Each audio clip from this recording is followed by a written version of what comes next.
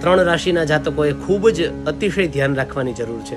કારણ કે ગત સપ્તાહમાં આપણે જોયું વિમાન દુર્ઘટના, પ્લેન ક્રેશ થયું, ઘણા લોકો હરિશરણ થયા. શા કારણથી થયું?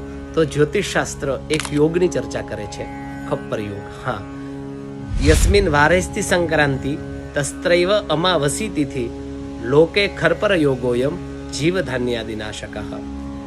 આ યોગ હતો ચૈત્ર મહિનામાં 13/4/2025 દિવસે સૂર્યનારાયણ મેષ રાશિની અંદર પ્રવેશ કરતા હતા, એટલે મેષ સંક્રાંતિ ત્યારે હતી.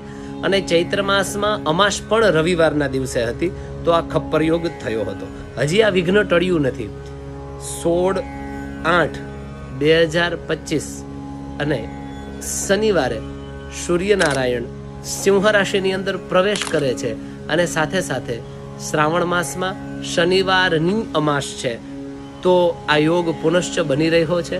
માટે ખાસ જીવધાન્યાદિનાશક, ઘણા બધા લોકોનું એક સાથે હાનિ થવી, લોકોના મૃત્યુ થવા, ઘણા બધા એક સાથે ધાન્યનો જથ્થો હોય એ ખરાબ થઈ જવો.